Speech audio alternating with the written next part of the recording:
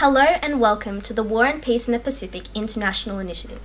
We are honoured to be given this opportunity and would like to welcome all participating schools around the world and all schools watching. Our top stories tonight are about war and peace in the Pacific, 75 years after World War II.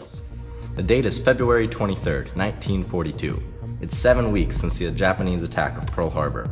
And that's when life changed. I can see the planes. I can hear the bombing.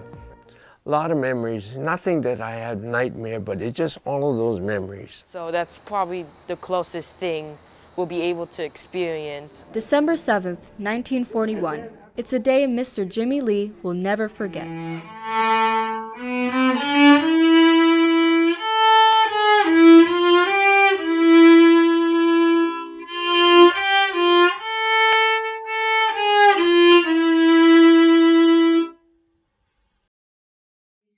Whenever I play this sad and beautiful song, I always remember that the dread of wars and the importance of peace.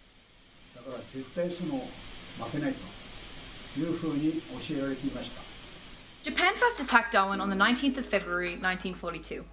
This was the first time since European settlement in Australia that they had been attacked by a foreign force.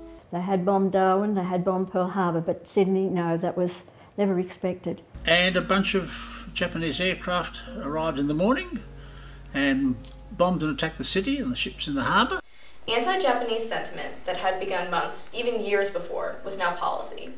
This is the site where thousands of Allied soldiers marched onto the sand, ready to retake the land that was stolen by the Nazis. This is the site of D-Day.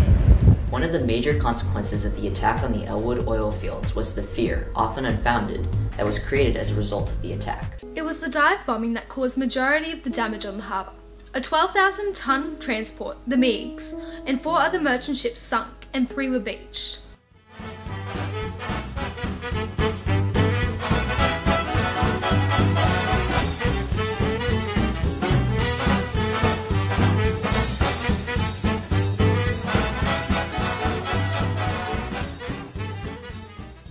First, we'll explore the different research methods and how our students have spent weeks looking through newspaper clippings, visiting museums, and scrolling through hundreds of websites. And then there were groups that were dedicated to photos and interviews and artifacts. And I know that the artifact groups, they all went on large field trips together and took photos and brought back their research into class.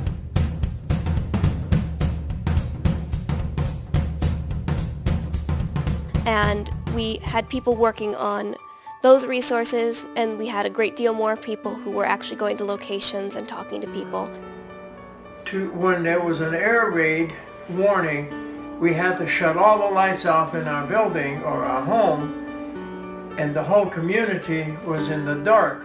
People who experience war are getting older, and also they passed away already. So now we have to tell their stories to people around us to keep the stories alive and to preserve the peace. So Dad was on the wharf, and he could hear all this fuss going on, all these explosions, and he thought, well, something's up, something's really up.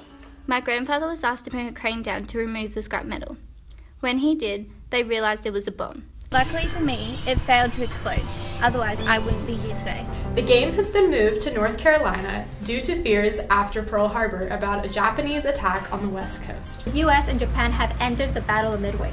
In this battle, fleet and light carriers have been used, as well as battleships, cruisers, destroyers, and submarines. They were told to burn the buildings and burn any crops or anything that the Japanese could use.